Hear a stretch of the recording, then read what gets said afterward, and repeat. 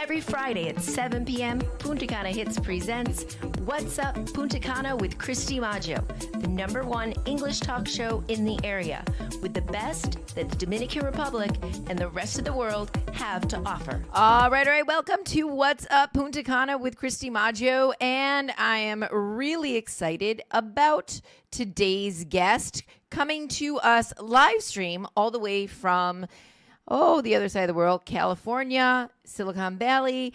And so his name is Sumeet Syal, and he is in the tech industry. He's a tech industry veteran and also executive coach, currently serving as the vice president and general manager of global sales and marketing for Intel. And he is also the co-founder of Three Doshas. With over 30 years of experience in tech, Sumeet has led global teams and negotiated major deals, including industry leaders and industry giants like Apple, Google, Dell. And today, we're going to focus more on the leadership. We're going to focus more on Three Doshas, and we are going to talk to him, and he'll be sharing with us how the principles from yoga, and I know I'm going to say this wrong, Ayurveda, can unlock career and leadership success. Through his Three Doshas blueprint, Sumeet helps professionals align their strengths for enhanced decision-making, resilience, and career growth. So I'm really excited to introduce to you all this evening Sumeet Syal, and he's coming to us live stream from California. Think Silicon Valley. Are you in Silicon Valley, Sumeet? How are you? You bet I am. Hey, Christy, so nice to meet you. So nice to be on this show. Thank you for the opportunity. I am in sunny California. It's beautiful here today. Very nice. I'm really excited to talk to you today about so many different things. You know, it's interesting because, you know, I'm friends with your son who is 17, and you know, he's going to be one of the new writers, co-authors of the book that's coming up, and I love him to death. And when he asked me about interviewing you, and then I read your bio, I was like, whoa. And then he says to me, well, Christy, how are you gonna introduce him? I'm like, maybe a genius. So well, that's so kind of you. First and foremost, I do want your listeners to know that Sachin, my son, my younger one, is a super fan of you, Christy. So first, thank you for the coaching and mentoring that you do. And also, I wanted to say I'm inspired by the work you do in your foundation. And, you know, the work that you do is probably the most important work from my perspective in helping, from an education perspective, just young audience. And I do want to sincerely thank you. Thank you. Thank you for what you do in what's your foundation, but also helping my son. Thank you so much. I mean, you know, I think I learn more from them than they learn from me, to be honest. I really, really do, because like in with the confidence that Sachin has, and with all of these things, I love working with young people, and you guys have done a tremendous job, you and your wife, and so you should be very proud of yourselves for the job that you have done with him. That's very kind of you. I know he's a big fan of yours, so I do want your audience to know that you do have major fans out here in Silicon Valley. Thank you. In California. So thank you. So let's start. I want to start with my first question, and usually I don't read off a script, and that's the only reason I have my phone in my hand at this moment. But I don't want to get the questions wrong, because there's so many things that I want to get through before time runs out. And, you know, we think, oh, it's an hour, but an hour goes by super fast. So I want to start back with your early beginnings, because you were born and raised in India, near the Himalayan mountains.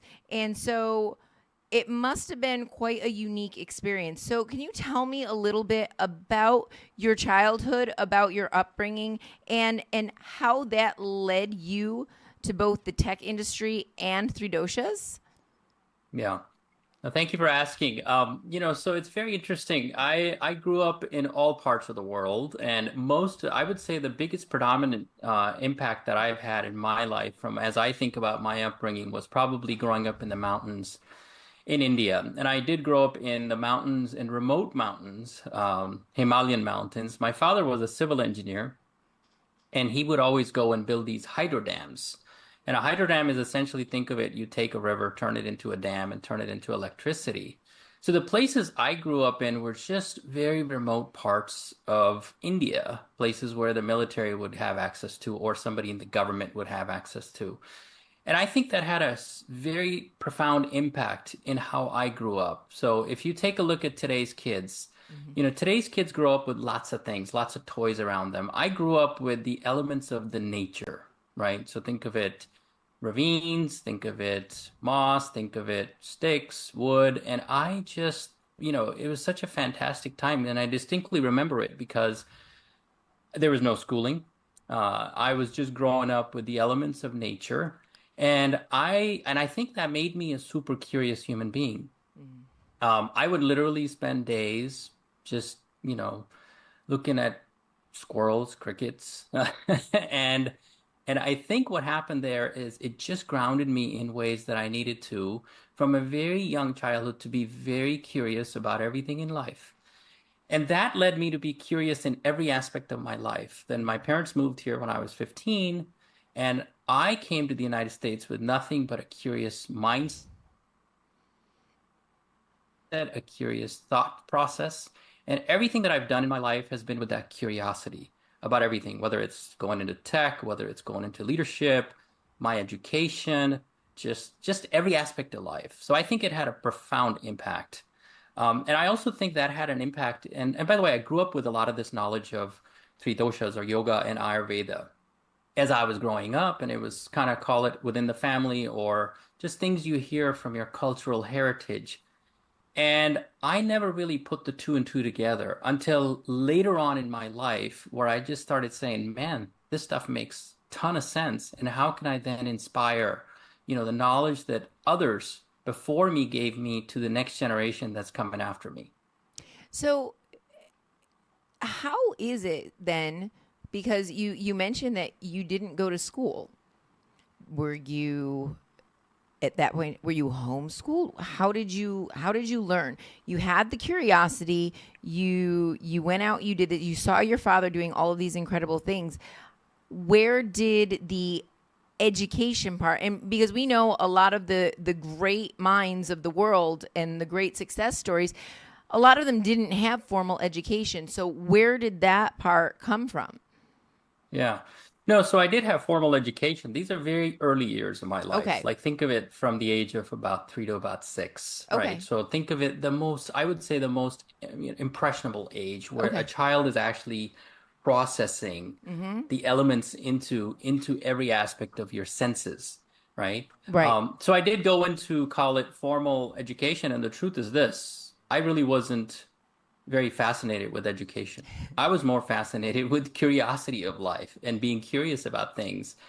And even when I've done education, it's funny because I went to, like, for example, an MBA school, and I still distinctly remember, a professor gets up in this call and he asks all the students, he breaks us up into five, and asks all five students, "What are you here for?" And everybody came in with exactly a recipe of exactly what they wanted to get out of the schooling. I literally answered the question saying, "I'm just here to learn. I've heard about business. I want to learn. I'm curious about how business works." And I think everything that I'm talking about from the younger years, and I know you work with a lot of children, and we Mm-hmm. talk about child development and just how people pick up things. Mm-hmm. I think I picked up things from the nature, from the elements, from just how watching, observing, and doing things from that perspective. I think curiosity is really important, and I think it's something that, it can go two ways, in the sense of, curiosity is something that allows you to have that desire to learn. But it's interesting because we are conditioned also in our society, as you know, in America, there's the expression, curiosity killed the cat. In other words, to hold that fear inside of you so that you don't go and overstep your boundaries, or you keep that curiosity in because something bad might happen if you express it. What are your thoughts on that? I think people that are curious get into trouble are more bound to be successful. This is just my personal belief. I think what you'll notice is people that are usually curious will push the boundaries. And I think as they push the boundaries, and you mentioned fear, and I think fear is beautiful, but fear can also hold you back in a lot of ways. I think people that are more curious will actually push the boundaries to understand things. You know what? And most of the time they'll get in trouble. But I've always found that these are the people that are actually going to be the innovators. These are the people that are going to come up with something unique and different. They're not going to think within the box. They're going to think very differently. And I think it's actually a superpower from my perspective as I think about curiosity. Yes. When you go through school, did you do most of your schooling in the United States or in India? And I'm talking like elementary through high school. How old were you, did you say, when you came to the United States? Yeah, I was 15 when I came to the United States, and I've had a very, call it a diverse upbringing. So my parents moved actually 9 times before I even settled in the United States, Wow. which literally meant every year or 2 years I would be changing schools. And, most people would find that very hard, especially I know in the US, everybody says, hey, you don't want to move because you want to just continue on the same schooling. And I always grew up with this, like, it's okay. It just makes you resilient. You go through the hardship of making friends, then you move to the next place, then you move to the next place. And then I moved to the United States, and I've kind of kept it with me in my career. I've kept it in my leadership skills. And I think resilience can be a virtue that could be used in so many different ways. And all of that came from, my upbringing in Indian schools to different types of schools. By the way, I even went to Christian schools, convent schools, American schools, traditional schools. And all that's doing is it's actually building flexibility in your mind of how you perceive things as the schooling is coming at you. Yeah. I mean, actually, when you look at it from that perspective, you had more experiences, which means ultimately by changing that many times, you had a lot more learning. And a lot of times today, people are like, oh, well, I don't want my kids to be uncomfortable, or I want to have them in the best school system. So we're going to move to this area because we know they have good schools there. But I think that that's one of the great things that probably was a benefit to you. And like you said, a lot of times today, kids are coddled as opposed to learning that agility, learning the flexibility, resilience, all of those core essential skills that everybody calls soft skills. That I don't like soft skills as a term, but those essential skills that many don't have coming out of high school or coming out of college. And you were able to build those simply from your personal life experiences.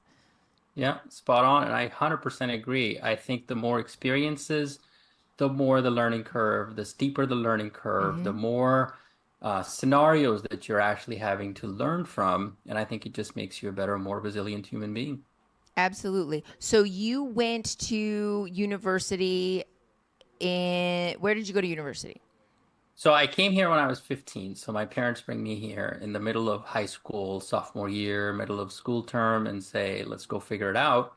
And it's funny because I come in here, I love the United States. I think it's awesome. I'm trying to learn, curious about people, cultures, and everything. And I'm trying to apply to colleges, and I apply to all the colleges, apply to a lot of UCs, and all of my grades don't exist because they're either from India and they don't count. So I'm applying, and I end up going to an undergraduate school here called Cal Poly, San Luis Obispo. And it's in the Central Coast, about 3 hours away from the Bay Area. And another fantastic school, very diverse for me because I come from an Indian heritage, and this is predominantly a very Caucasian school. So again, gave me an opportunity to kind of put myself into a place where I could be very uncomfortable and learn as much as I could. And it was just a fantastic experience for me to pick up the American culture that I needed to and assimilate in ways where I could feel like I was truly American. And that led to me then, okay, finishing my undergraduate, I decided to go into engineering and then kind of led on to then future studies that I finished here in California as well. What made you choose engineering? It's it's actually funny you ask. I actually picked engineering because my father's an engineer. Okay. He's a civil engineer, and I grew up in a household, and it's very typical in Indian households, where in that generation, in that era, everybody just said, "Hey, you either got to be an engineer, you got to be a doctor. Right. Everything else is kind of just don't worry about Out the it." door. Right? Right? And if you think about it, your parents are doing this from a perspective of they're thinking the best for you. And they know that those are paths that are going to lead you towards success. So it was like, okay, do I want to do engineering or do I want to go into medicine? It was pretty clear because I had a math mindset, a very logical mindset. I said, okay, engineering is probably it. But Chrissy, I finished engineering and I realized very quickly in my career, I wasn't going to be an engineer. I very quickly realized that even though I finished engineering, my skill set really applied more on the business side, more into marketing, business development, more into people-oriented jobs. And I very quickly pivoted, literally, right after undergrad, I pivoted into more of the business side. And I realized that has been the key factor in deciding my career path to then my leadership journey.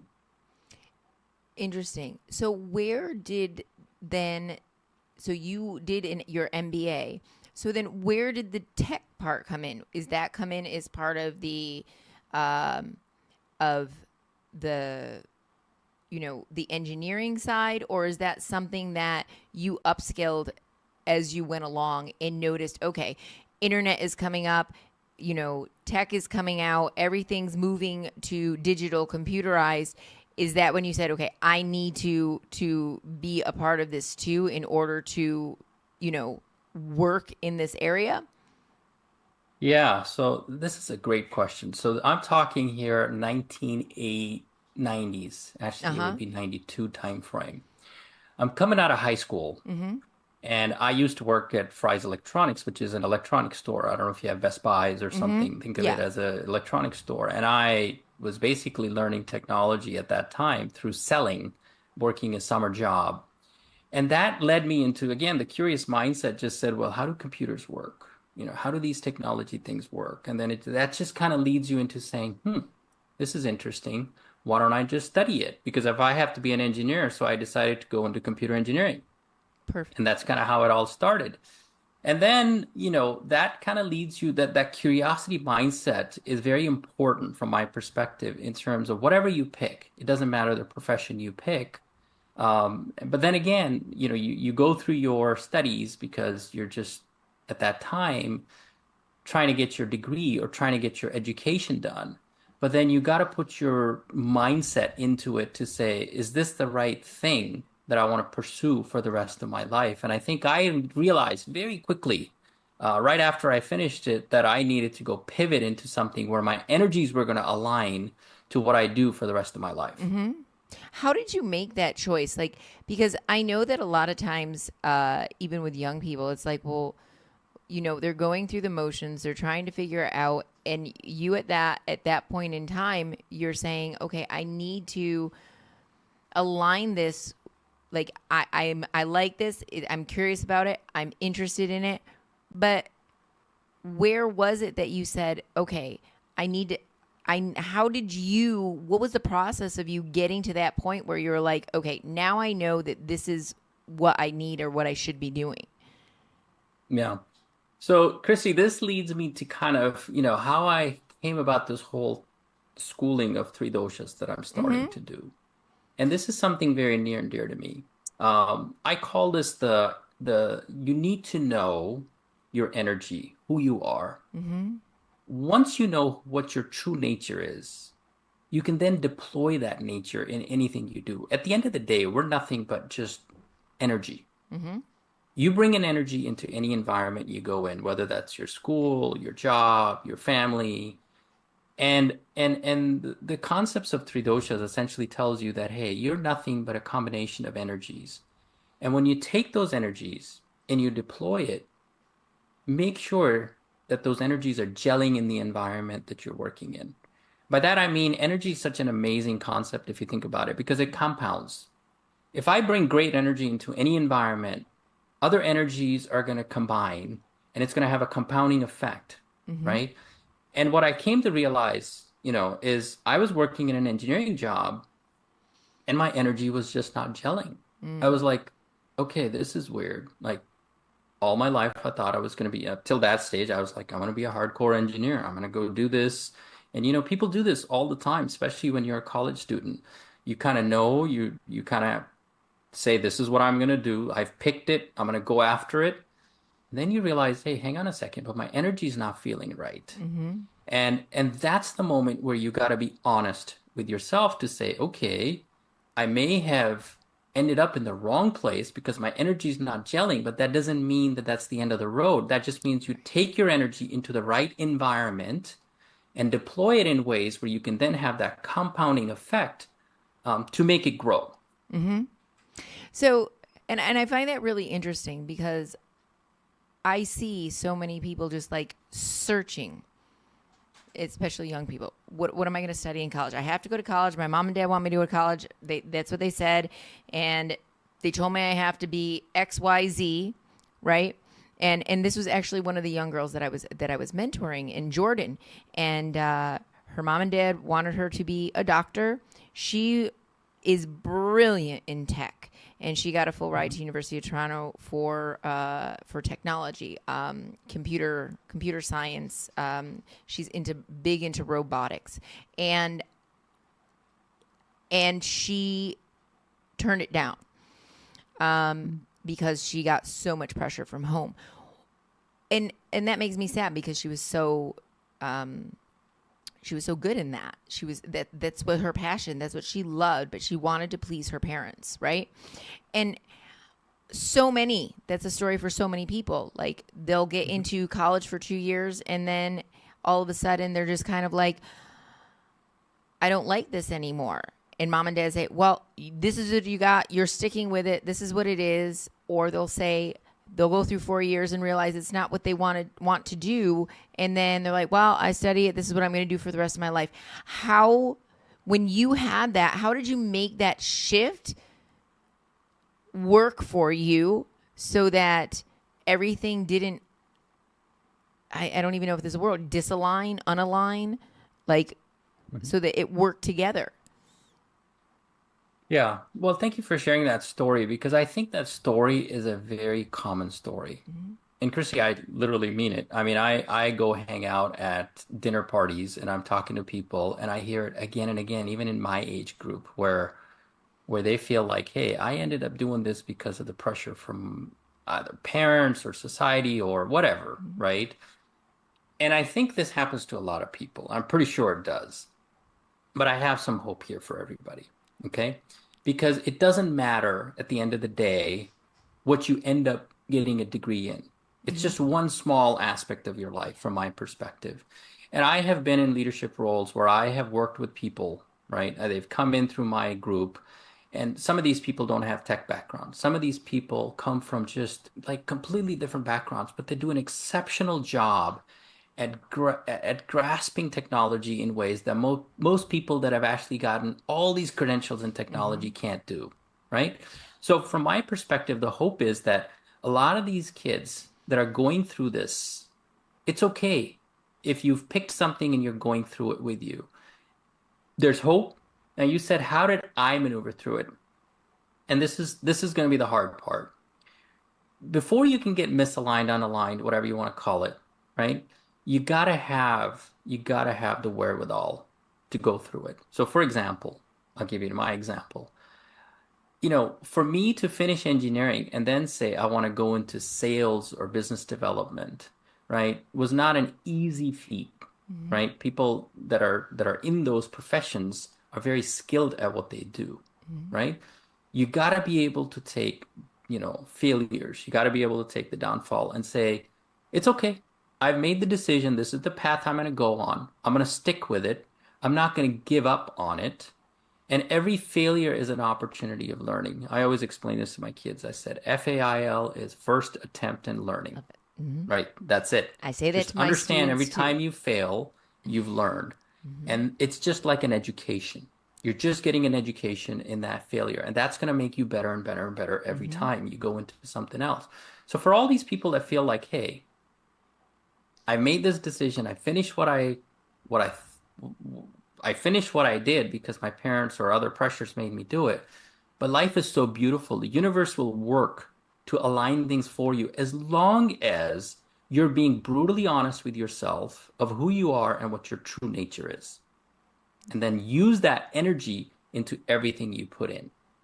I love it. I love it. Okay, we're going to take a quick break right now, and we'll be right back with What's Up Punta Cana with Christy Maggio. Don't go away.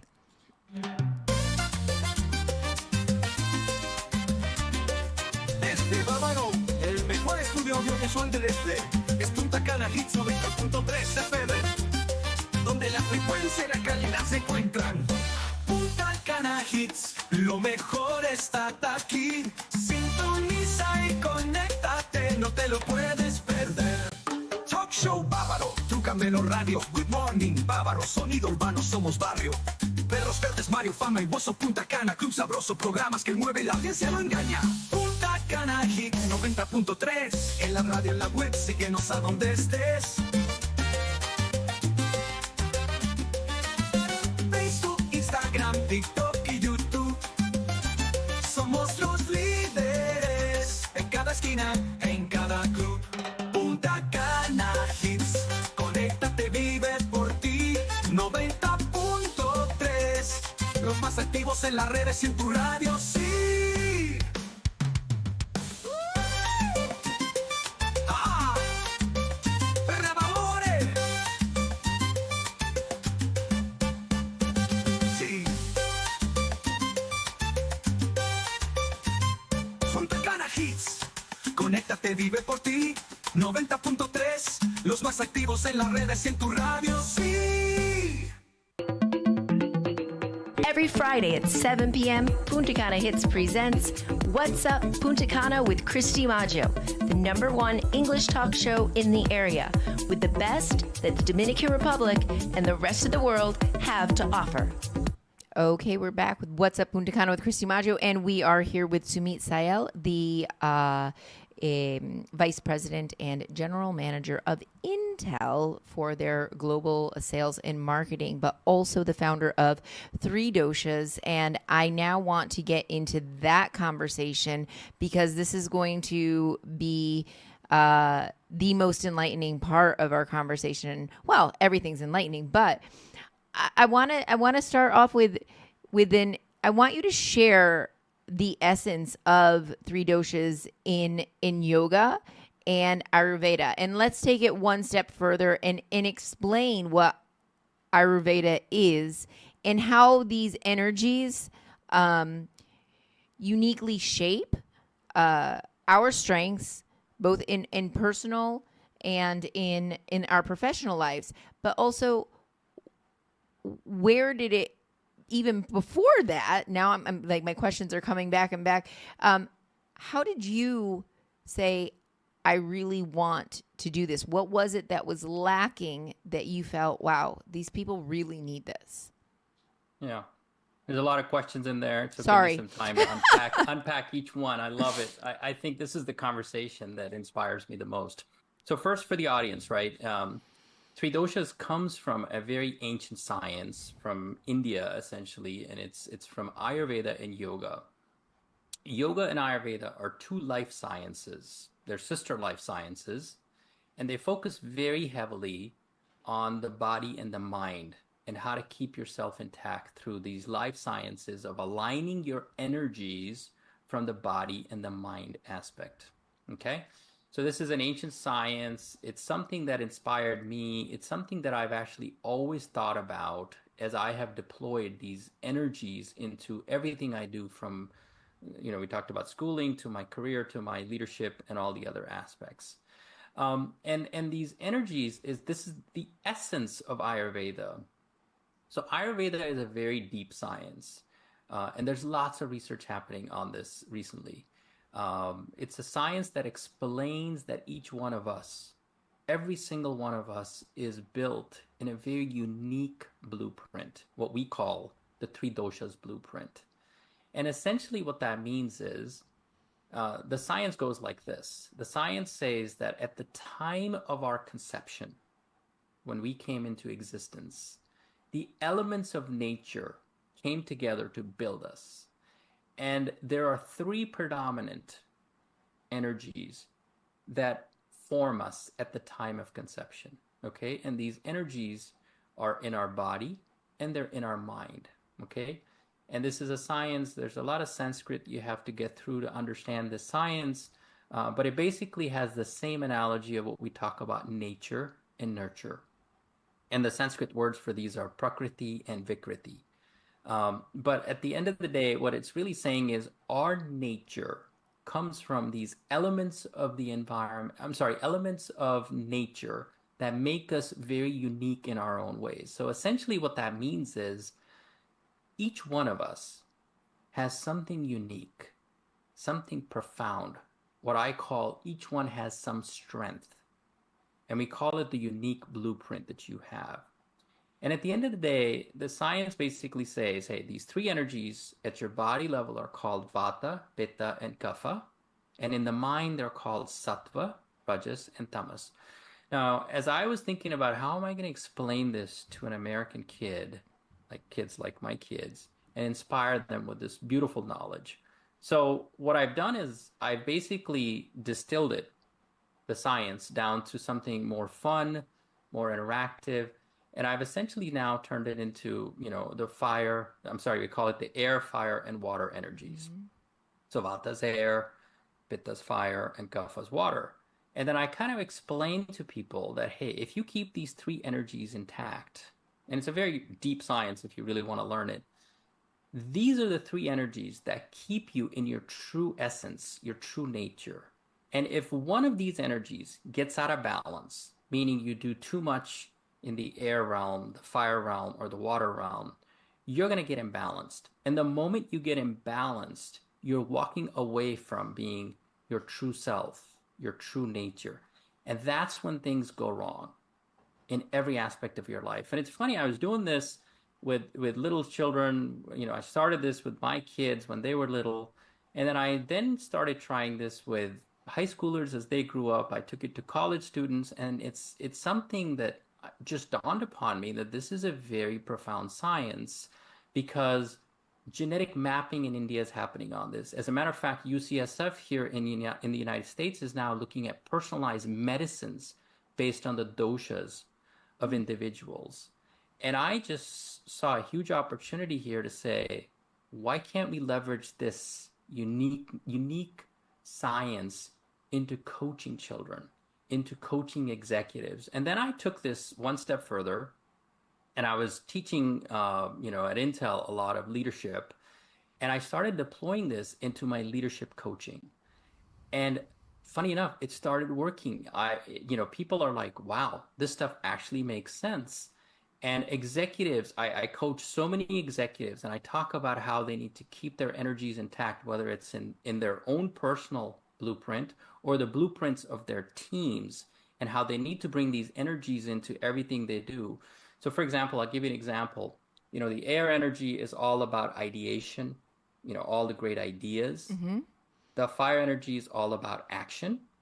And then the water energy is all about reflection. And I always explain this to executives that, hey, if you're forming a team, are you making sure you're bringing the right balance of all three of those energies? By that, I mean, are you bringing enough innovative people in your team? Do you have enough action-oriented people in your team? And do you have enough process-oriented people in your team? People that are going to do regulation, retrospection, make the processes better. And if it's the combination of these energies that you bring into yourself or into the environment that you're leading, and that's what makes it a balanced environment.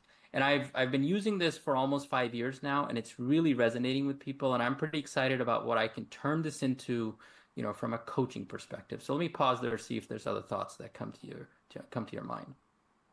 Wow. I think that in and of itself, whether you're young, whether you're adult, whether you're, in the middle, understanding the concept of energy and how to make sure that it's in balance is really important. People go through life just thinking that it's just a bad day, or this is just my life. This is how it is.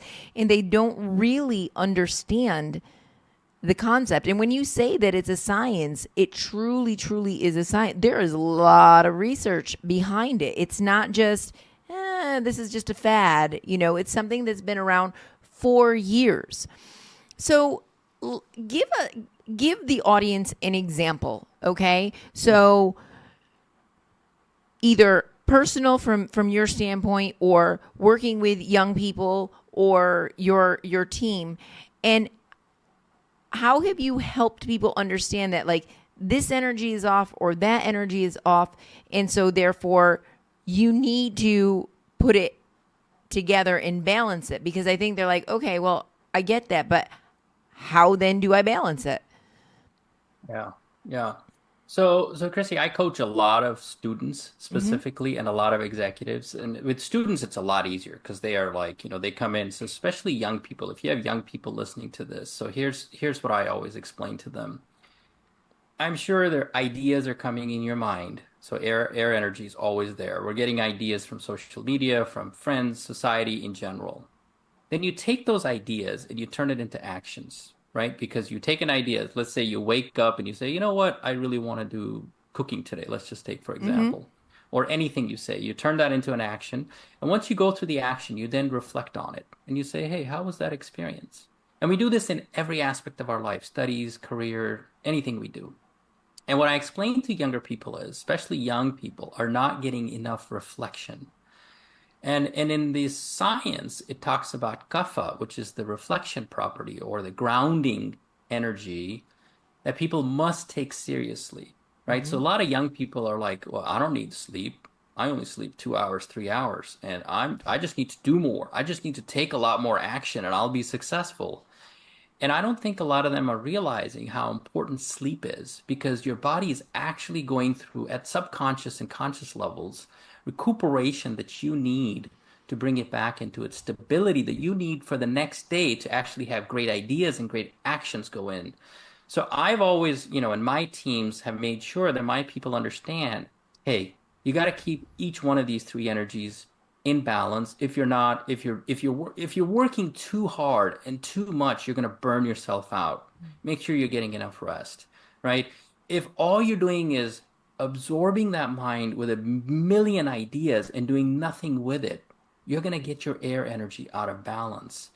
And that's what causes anxiety, right? So the air energy, if it goes out of balance, is what causes anxiety. And if you're reflecting too much, it actually causes a lot of reflection, retrospection, which can actually over time lead to depression.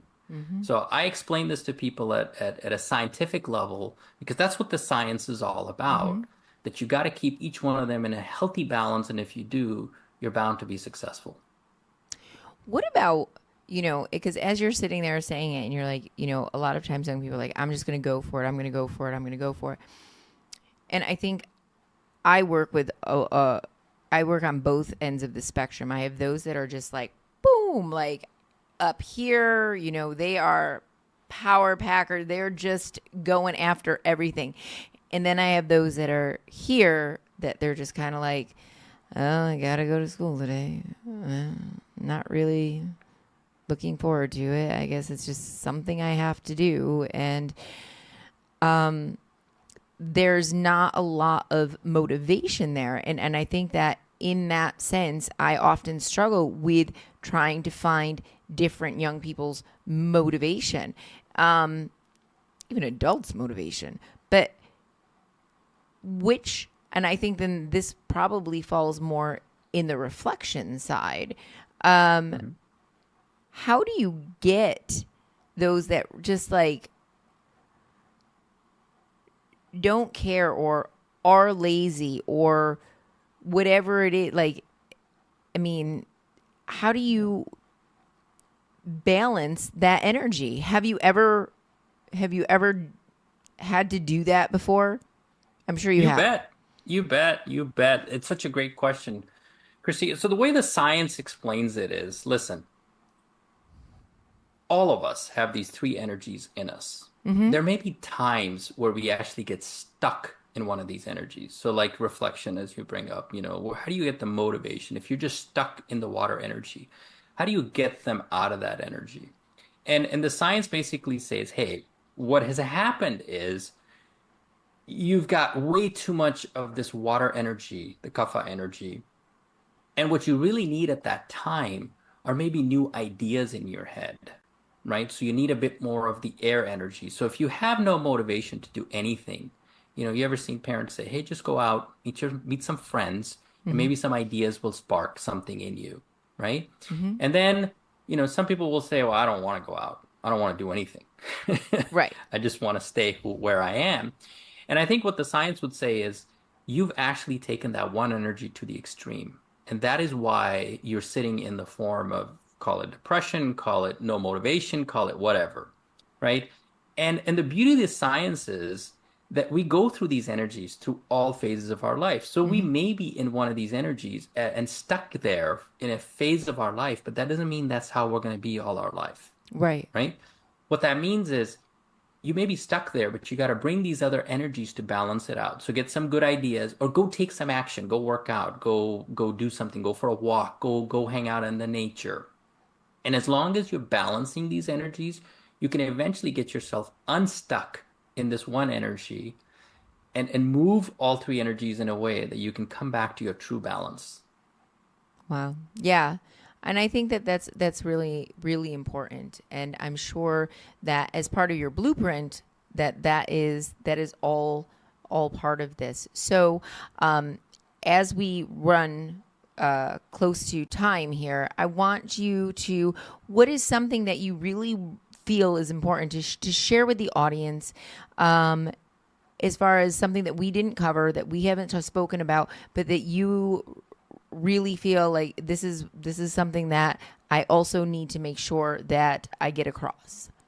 Yeah.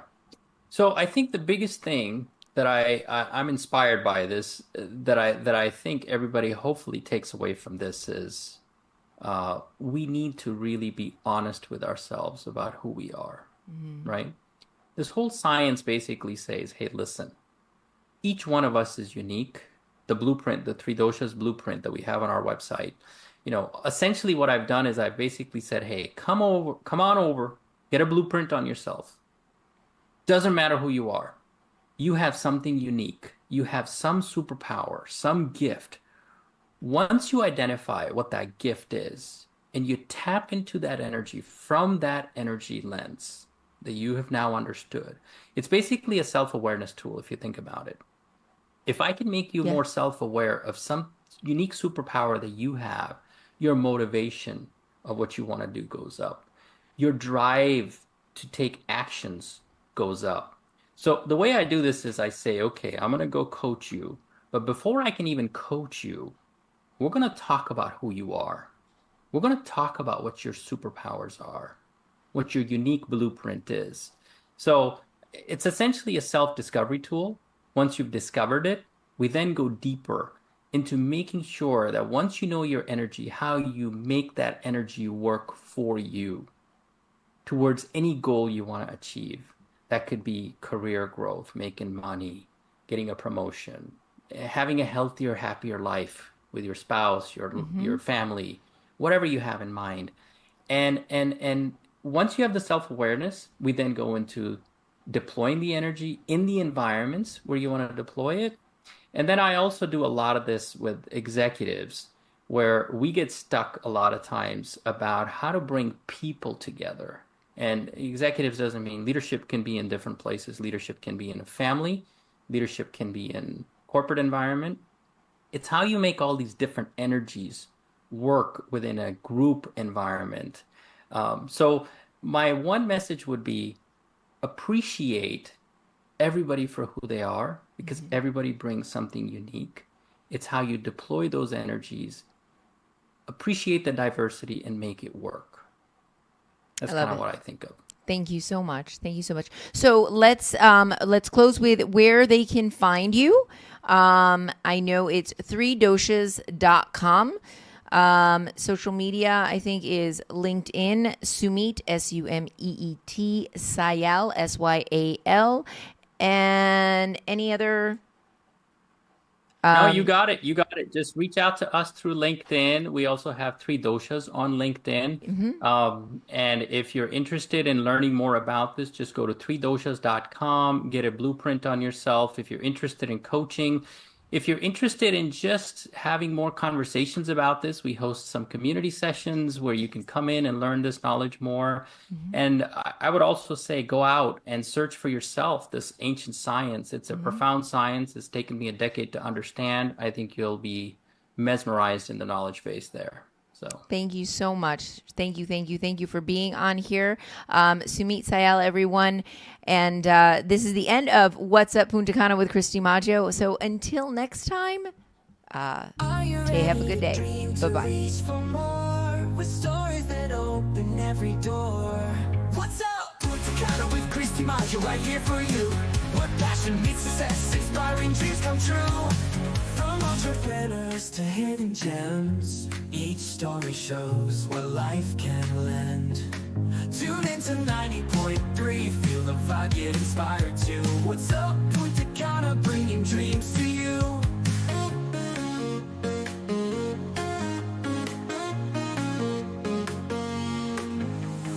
Are you ready to dream, to reach for more? With stories that open every door. What's up, Punta Cana with Christy Maggio, right here for you. What passion meets success, inspiring dreams come true. From entrepreneurs to hidden gems, each story shows what life can lend. Tune into 90.3, feel the vibe, get inspired too. What's up, Punta Cana, bringing dreams to you.